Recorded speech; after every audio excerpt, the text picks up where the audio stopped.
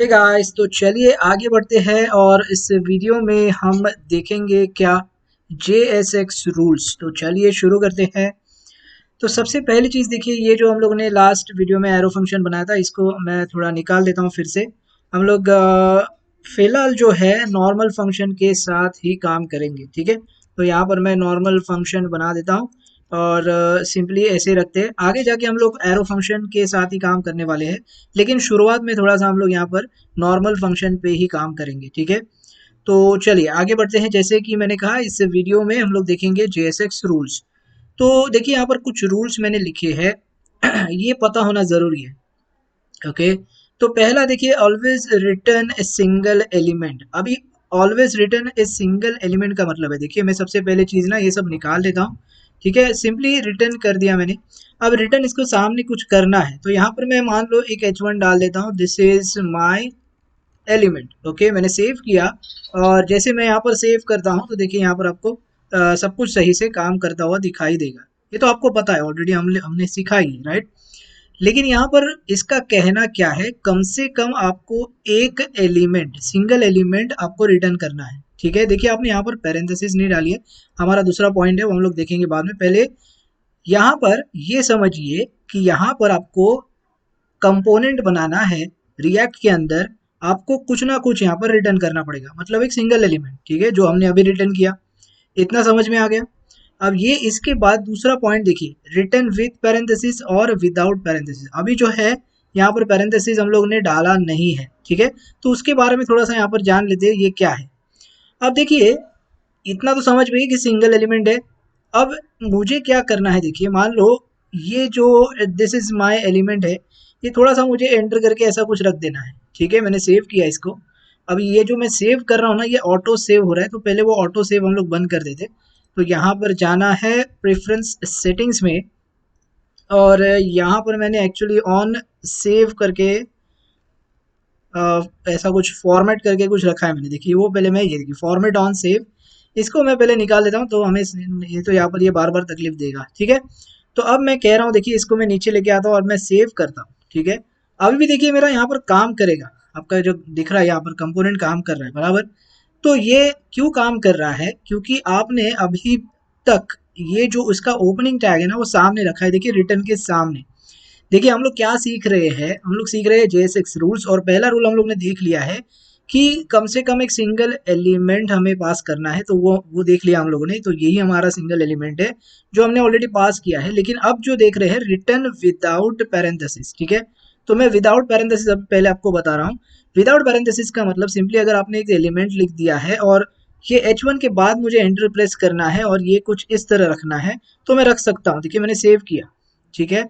और अभी भी देखिए आपका यहाँ पर कंपोनेंट दिखाई दे रहा है, मतलब यहाँ पर कोई दिक्कत वाली बात नहीं है। लेकिन यहाँ पर समझना क्या है कि अगर आपको ये H1 आपने अगर नीचे ले लिया है कुछ इस तरह और मैंने सेव किया, तो आपको एरर मिलेगा। तो इसका कहना क्या है कि रिटर्न के सामने जो है ना, कम से कम यहाँ पर आपका एक ओपनिंग टैग होना चाहिए। जो भी आप रिटर्न कर रहे हो, उसका ओपनिंग टैग कम से कम रिटर्न के सामने होना चाहिए जब आप विदाउट पैरेंथेसिस लिख रहे हो। तो ये पहली चीज़ ध्यान में रखिए, ठीक है। तो इसीलिए मैंने क्या किया था, देखिए H1 ऊपर लिया था, और ये बाद में आप जो करना है आप कर सकते हो, ठीक है। इसके साथ जो भी करना है आप कर सकते हो, देखिए, ओके। इसके अंदर और एक आपको पैराग्राफ डालना है, कुछ भी डालना है आप डाल सकते हो, कोई प्रॉब्लम वाली बात नहीं है। तो इसका मीनिंग क्या हो जाता है यहाँ पर, देखिए इसका मीनिंग हो जाता है ये सिंगल एलिमेंट ही रिटर्न कर रहा है। इसके अंदर आप जो भी करो उसको उससे कुछ लेना देना नहीं है, ठीक है। मैं थोड़ा सा फिर से अच्छी तरीके से दिखाता हूँ। अभी देखिए ये H1 में H1 करके दिखाया। अब यहाँ पर मैं पे div डाल देता हूँ, ठीक है। मैंने div डाल दिया और इस div के अंदर मैं H1 डाल रहा हूँ, मैंने सेव किया। देखिए अभी भी आपका काम सही तरीके से करेगा, क्योंकि div जो है इसका ओपनिंग टैग रिटर्न के सामने है और इसके अंदर H1 है। अब इसके अंदर मान लो और H1 चाहिए, जितने चाहिए नेस्टेड आप डाल सकते हो, कोई प्रॉब्लम नहीं देगा आपको, ठीक है। तो ये चीज़ आप समझ गए। विदाउट पैरेंथेसिस हमेशा ध्यान में रखना है आपको, ओपनिंग टैग रिटर्न के सामने रखना है। अभी दूसरी चीज़, अब यही चीज़ अगर मान लो मैं कॉपी करता हूँ, ठीक है, और सेम नीचे एंटर करके डाल देता हूँ दूसरी बार, तो देखिए यहाँ पर क्या हो रहा है, ये जो है ना, ये आपका दूसरा डिव चला जाता है। मतलब यहाँ पर ये दूसरा डिव चला जाए, मल्टीपल एलिमेंट्स हो जाती है यहाँ पर। ये दूसरा div हो गया, ये पहला div हो गया। अब ये बोलता है कि यहाँ पर देखिए भैया मैं सिर्फ सिंगल एलिमेंट ही रिटर्न करूंगा, इसका पहला रूल है, हम लोगों ने पढ़ा था, राइट। तो ये आप नहीं कर सकते, ठीक है, इसीलिए मैंने जानबूझ के यहाँ पर ये डाल के दिखाया। तो हमेशा ध्यान में रखना है, एक ही एलिमेंट डालना है और उस एलिमेंट के अंदर जो आपको करना है आप करिए। मतलब पहला यहाँ पर जो आपने div डाला ये वाला, और इस div में आपको जो करना है आप कर सकते हो, लेकिन इसके नीचे और एक div या फिर और एक एलिमेंट नहीं डाल सकते, ठीक है। तो ये भी आप समझ गए, इतना क्लियर हो गया।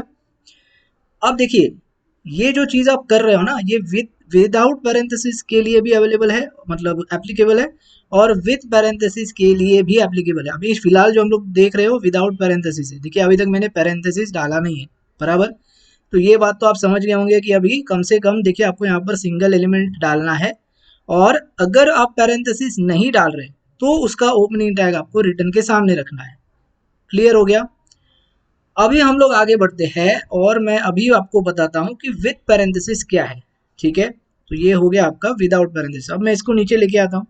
अभी विथ पैरेंथेसिस क्या है, मतलब देखिए मैंने क्या बोला कि अगर आप पैरेंथेसिस नहीं डाल रहे तो आपको ओपनिंग टैग ऊपर रखना है, बराबर। लेकिन मुझे ये रीडेबिलिटी अच्छी नहीं लग रही, मतलब मुझे बराबर से दिख नहीं रहा, ये ऊपर डिव अलग से है, यहाँ पर अलग है, थोड़ा पढ़ने में मुझे दिक्कत होती है। तो मैं हमेशा क्या करते हैं हम लोग, इसको हमेशा हम लोग नीचे ही रखते हैं। लेकिन जब नीचे रखेंगे तब इसका कहना है कि भैया रिटर्न के सामने कुछ नहीं है, मैं आपको एरर दूंगा। तो मैं जब सेव करता हूँ ना, तो यहाँ पर देखिए आपको एरर मिलता है, ठीक है ना। तो ये चीज़ पहले ध्यान में रखना है, इसीलिए यहाँ पर पैरेंथेसिस डाली जाती है, ओके।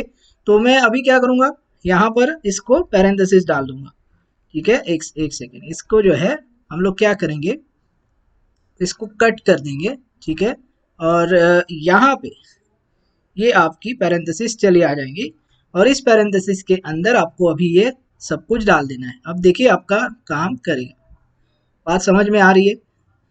तो ये है विथ पैरेंथेसिस, बस आपको इतना ही समझना है। जब आप पैरेंथेसिस नहीं लगा रहे तो रूल हमेशा ध्यान में रखना है, ये आप नीचे नहीं लेके आ सकते, ठीक है।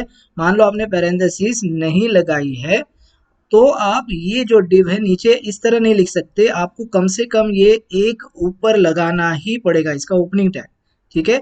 लेकिन अगर आपको नीचे रखना ही है तो आपको पैरेंथेसिस डालनी है, इतना सिंपल है, ओके। इसमें ज़्यादा कुछ कंफ्यूजन नहीं है, ओके गाइज। तो आई होप अभी इतना तो आपको समझ में यहाँ पर आ चुका है। देखिए हम लोगों ने क्या सीखा, कम से कम सिंगल एलिमेंट यहाँ पर रिटर्न करता है। दूसरी चीज़, विदाउट पैरेंथेसिस अगर आप डालोगे तो ओपनिंग टैग उसका ऊपर होना चाहिए, और विथ पैरेंथेसिस अगर आपको डालना है तो आप बिंदास यहाँ पर देखिए डाल सकते हो। हाँ, फिर से विथ पैरेंथेसिस जब डाल रहे हो ना तो यहाँ पर भी देखिए मल्टीपल एलिमेंट्स नहीं लेगा, ये हमेशा सिर्फ और सिर्फ सिंगल एलिमेंट ही रिटर्न करता है, भले वो पैरेंथेसिस डालो या फिर ना डालो, ओके। तो ये मैंने पहले भी बताया था, बराबर।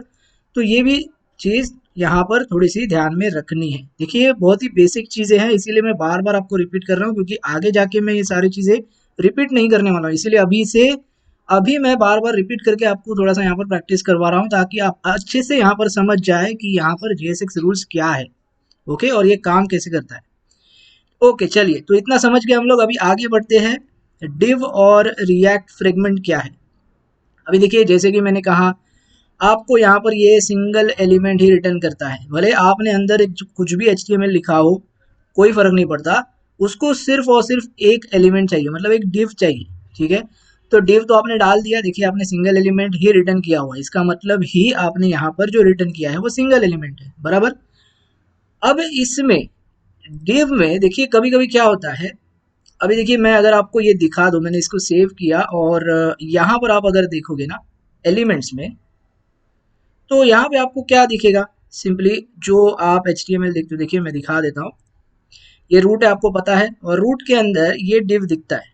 लेकिन कभी कभी ना सिचुएशन ऐसी आ जाती है कि हमें इस डिव की ज़रूरत नहीं चाहिए, मतलब डिव की ज़रूरत मतलब नहीं चाहिए मुझे वो डिव, जानबूझ के वहाँ पर आ रहा है, ज़बरदस्ती का आ रहा है, तो मुझे उस डिव को निकालना है। ऐसी कभी कभी सिचुएशन आ जाती है जब आप वेबसाइट बनाते हो, जब आप लेआउट बनाते हो। तो मान लो मुझे ये वाला डिव नहीं चाहिए, ठीक है। तो इस सिचुएशन में हमें यहाँ पर क्या यूज़ करते हैं, यहाँ पर रिएक्ट फ्रेगमेंट यूज़ करते हैं। तो इससे होता क्या है, देखिए ये डिव के बजाय मैं लिखूंगा रिएक्ट डॉट फ्रेगमेंट, ओके, और सेम चीज लिखनी है नीचे, रिएक्ट डॉट फ्रेगमेंट। अब मैं इसको सेव करता हूँ, यहाँ पर ध्यान दीजिए, इसको मैं सेव करता हूँ। देखिए यहाँ से वो डिव निकल जाता है, दिख रहा है आपको, डिव आईडी रूट के नीचे एक डिव था जो अभी अभी हम लोगों ने यहाँ पर रिप्लेस किया। तो ये डिव निकालने के लिए ही होता है। अगर आपको ऐसा कुछ चाहिए तो आप यहाँ पर यूज कर सकते हो रिएक्ट डॉट फ्रेगमेंट। ओके, और हम लोग हमेशा यूज करते ही है जब भी हम कंपोनेंट, देखिए कभी भी आप कंपोनेंट बनाओगे तो हमेशा पहले है ना रिएक्ट फ्रेगमेंट डाल दीजिएगा, आपका काम खत्म। अभी आप यहाँ पर मल्टीपल एलिमेंट्स डालो, कोई प्रॉब्लम नहीं है। देखिए मैं अगर डिव डाल देता हूँ यहाँ पर, देखिए डिव h1 आ गया, फिर से मैं कॉपी करके इसके नीचे डाल देता हूँ h1। देखिए मैंने सेव किया और फिर से मैं रिफ्रेश करके बताता हूँ। अभी आपको कोई देखिए यहाँ पर दिक्कत नहीं आने वाली, क्योंकि रिएक्ट फ्रेगमेंट मतलब ही एज अ वो एक सिंगल एलिमेंट पकड़ता है। बात समझ में आ रही है? तो ये आपको टेंशन लेने की जरूरत नहीं है अभी, ठीक है। तो ये है आपका रिएक्ट फ्रेगमेंट। यहाँ पर अगर आपको डिव निकाल देना है तो सिंपली आपको यूज करना है रिएक्ट डॉट फ्रेगमेंट। समझ में आ गया? अब इतना लंबा चौड़ा लिखने की जरूरत भी नहीं है, इसको अगर आप निकालोगे, मान लो ये मैंने निकाल दिया, दोनों ऐसा रख दिया आपने, ठीक है, सेव किया, अभी भी आपका काम देखिए करेगा। ओके, तो ये होता है रिएक्ट डॉट फ्रेगमेंट। और यहाँ पर देखिए, एक तो आप डिव यूज करिए या फिर रिएक्ट फ्रेगमेंट यूज करिए, आपकी मर्जी है, ठीक है। बस मुझे आपको यही सारे कंसेप्ट यहाँ पर समझाने हैं कि ये देखिए काम यहाँ पर कैसे हो रहा है, ये JSX रूल्स का मतलब क्या है, ठीक है। अभी देखिए जितने भी डिव मर्जी चाहिए आप डालिए, कोई प्रॉब्लम नहीं है, क्योंकि आपके पास यहाँ पर रिएक्ट फ्रेगमेंट है। या फिर आपने अगर यहाँ पर डिव भी डाला होता तो भी बात एक ही है। देखिए यहाँ पर ये बात एक ही हो जाती है, सिर्फ यहाँ पर डिव चले आ जाएगा आपके डॉम में यहाँ पे, और रिएक्ट फ्रेगमेंट डालोगे तो आपका वो डिव निकल जाएगा। बस इतना ही डिफरेंस है। देखिए बात समझ में आ रही है ना? तो ये मैं निकाल रहा हूँ, तो अभी देखिए आपका डिव वहां से जो है वो निकल जाएगा, रूट से निकल जाएगा। देखिए ये सिर्फ दो ही डिव है। ओके गाइस, तो आई होप आपको सारी चीजें धीरे धीरे समझ रही है यहाँ पर। चलिए आगे बढ़ते हैं। अब देखिए camel case, use camel case for HTML attributes. अभी आप देखिए HTML लिखोगे तो ऑफकोर्स यहाँ पर एट्रीब्यूट्स तो आने ही वाले। जैसे मान लो आगे जाके हम लोग इवेंट पे काम करेंगे, तो इवेंट देखिए जावास्क्रिप्ट में हम लोग कैसे लिखते हैं, ऐसे लिखते हैं बराबर, ऑन क्लिक हो या फिर ऑन चेंज हो। लेकिन जब रिएक्ट की बारी आती है तो यहाँ पर देखिए आपको केमल केस यूज करना है, ठीक है। ऑन क्लिक मतलब C कैपिटल रखना है दूसरे वर्ड का, ये चीज थोड़ी सी ध्यान में रखिएगा, ये एक रूल है। इसके बाद देखिए क्लास नेम, जब आप क्लास लिखोगे यहाँ पर ऑफकोर्स क्लासेस आएंगे आपके बराबर, जो HTML में आप क्लास लिखते हो वही क्लास है, ये कोई डिफरेंट नहीं है, अलग से नहीं है। लेकिन जब आप इसको सेव करोगे ऐसा लिख के, मान लो कोई क्लास आपने लिख दिया ABC, सेव किया मैंने, तो यहाँ पर जो है ना आपको थोड़ा एरर मिलेगा। देखिए एरर का मतलब यहाँ पर आपको एक वार्निंग मिलेगी कि बोलेगा कि भैया क्लास नेम लिखना है, क्लास नहीं, ठीक है। तो यहाँ पर हमेशा ध्यान में रखिए, जब भी आप रिएक्ट में काम कर रहे हो तो आपको क्लास नेम लिखना है और N कैपिटल रखना है, ठीक है। मैंने सेव किया और जैसे मैं सेव करता हूँ तो यहाँ पर देखिए अभी आपका एरर निकल जाएगा, ठीक है। तो ये एक चीज ध्यान में रखिएगा।